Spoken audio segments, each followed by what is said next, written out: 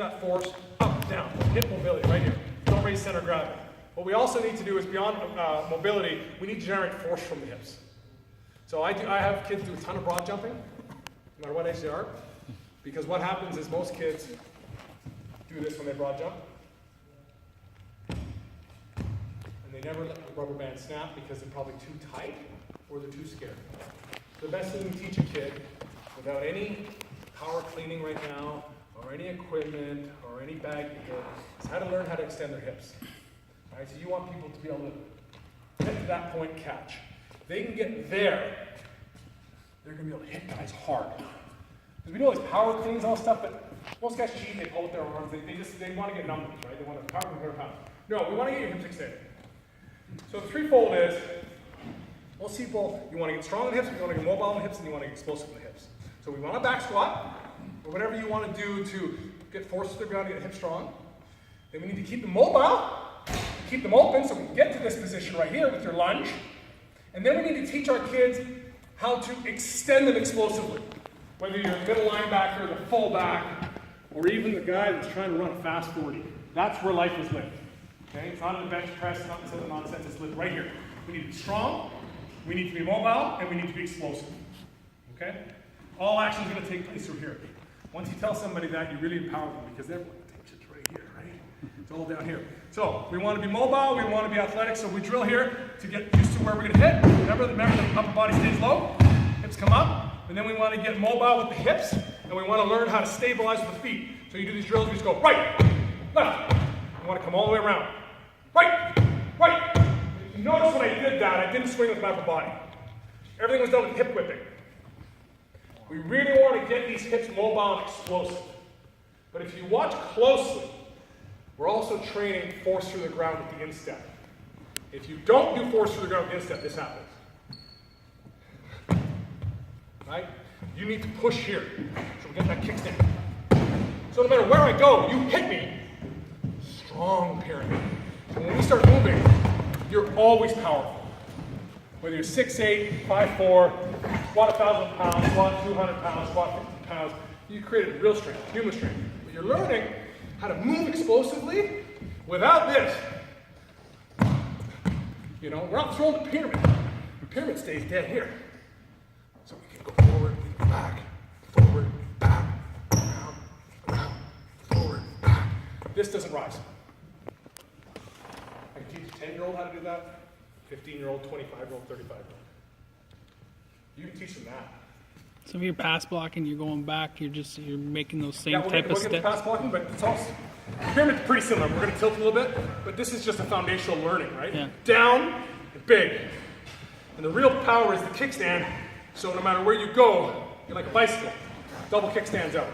I never learned how to skate, but I'm hearing that's kind of what it is. You're pushing. Again, it's an unnatural movement. We're getting them away from running. Because running is what you want to do in running is pull your center of gravity up front to gain your feet forward. Not in blocking. Because what's going to happen in blocking is, particularly in open field, I'm coming up to a middle linebacker. And that middle linebacker wiggles. Just fly right out the window. There's no body control. So we're going to teach our guys to move as fast as possible without losing the pyramid. Because as you and I both know, we might have this nice drawn up play. The bodies come from all over the place. And impact happens at any time.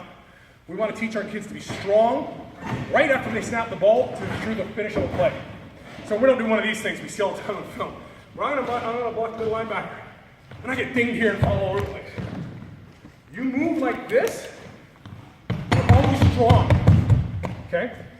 You're ready for impact everywhere. And what you've done is create a low center because it's about leverage, right? You never have to go and gather, it takes time. You get lit up by people. You would stay in that position, tracking linebackers? 100%. So, in vertical zone, in a tight zone, in a power. Now, in a true counter, we're going to talk about a different blocking form in a minute. I think we did this last year. We did high impact blocking with the forearm. This is a 1924's block. It's the greatest block you'll teach you. I'll get into why. But this is close quarter blocking, but also second level within close quarters, whether it be 4 to 6 yards. Like getting off a double and moving. Yeah. Okay, yeah, like whatever you guys would call it. Let's just say I'm an uncovered center, uncovered right guard, whatever. You guys play a lot of 4-down defense or 3-down in high school now? 4. So center will be uncovered most of the time, right? Yep, So most of the time. running vertical zone, downhill, down through the A gap or whatever, right? Center's got Mike linebacker, 4-4 defense, 4-3 defense. This is his target. A lot of guys, you can get away with it. They just run to him. Yeah. It's okay. Now, but we want to teach our guys the best way. We want to empower them to be able to handle nonsense. Or if this is a stud Mike, which most teams have their stud, he just charges out. You know what your kid does? Catches them. At best. And it's scary to catch people. I don't know about you, but catching linebackers is not an empowering way to block somebody. It's terrifying, right? You come at them like a pyramid, you'll light them up.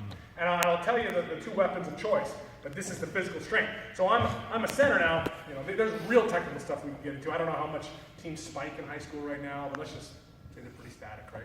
So I might center linebacker. Most guys will just do this, right? They just hope for the best, and some kids get lit up. And how do you help that? How do you coach that then? Just don't get lit up next time. That's terrible coaching, okay? Because now the kid just thinks, well, I suck, I get lit up, right? Help him, right? So it's about getting this position. So we'll get into stance sec. I believe in standard stances. When you start with wide stances, what you've done anatomically is already maximize the hip open, so you can't open it anymore. So what ends up happening with kids is they false step. They go like this. You get in these stances, right? Watch what. Please, I'm sure you'll agree with me. It's most footwork. Because you've already opened the hip, you can't open it anymore. You want to get athletic to get wide. So I moved, and this is hard for kids that have tight hips. That's why you got to do that lunge every day. You get into positions like this, right? So now we can get. And I've slowed that way down, but we got to move fast like that. But you want to hear that ground. Bang, bang, bang, bang, bang, bang. Why? Because they're generating force from the ground hard. So whenever there's going to be impact, they're ready to press from the ground with the insteps. Not running, not high, they're in that moving pyramid. Okay? And here's the other thing, coaches. If you do these, please, for your linemen, please stop this. Stop having them run over bags. Stop, chuck out the, that stupid rope thing that they go in and out of. If you're doing it just for general warm-up, fine. But if you think you're helping their fast feet, get rid of it. Okay? We talked about stability and contact on the ground. Surface area. You only have power when your foot is contacting the ground. The longer one foot is off the ground, you cut your power force in half. You made a kid half as strong as it should be. So any kid that's learning how to do this as a lineman, you have cut your strength in half automatically. Without all the other nonsense that's going to happen in form. Right? So you don't want to have pyramids that learn to move like this because you taught them to do all this nonsense. Okay? It's how fast can you hammer that foot up and down with raising it as little as possible. So remember this drill. We build the pyramid, right? We pound the hips up and down. That is maximally as high as you want that foot to come off. If you realize again, my upper body does not rise. Just the hips do. I mean, it rises a little bit, but it's the hip up and down. That's as much as you want the foot off the ground. If you lift it any higher, you have exposed your lineman to be in a position like this for a moment in time. They get drilled by somebody, they have no chance. Remember, it's not how fast, this is another thing. We run vertical zone, any downhill play. You don't gotta get to him fast. He's coming to you. If he doesn't come to you, that's on him. So we just get on our track and be strong and powerful and work your way up there. Why are you racing to get to him? It's going to take your back 2.5 seconds to get there anyways. You get there too fast? Now you're going to ask your center or your guard to hold on to that block for 3 seconds and you get holding or get run over. We want to get really technical. You want to time that impact block with the point of the back's behind you to cut. All you want your lineman to do is deliver a blow and it's gone. So the real tempo for your lineman, again, is this drill. It's huge. Right? We get like this. This is what we're going to move. So he comes. And then the impact tap, the back's already cut. You do this nonsense, you let your guy go, just go run and get linebacker. Now he's here. Now he's got to hold on because he got there in half a second. He's skinny, he's tall because he ran. 50-50, that linebacker is the best player on the team. He's going to light him up. Okay? We need to teach our guys to be patient. Be patient. Be powerful. Be tight to your technique. Especially in a vertical power, a vertical downhill zone game. They will come to you. And in fact, the timing of the blow delivery is far better. Because the back will be behind him as the blow hits him as a tap. Okay? So, that's uncovered technique, right? That's when we're moving in space.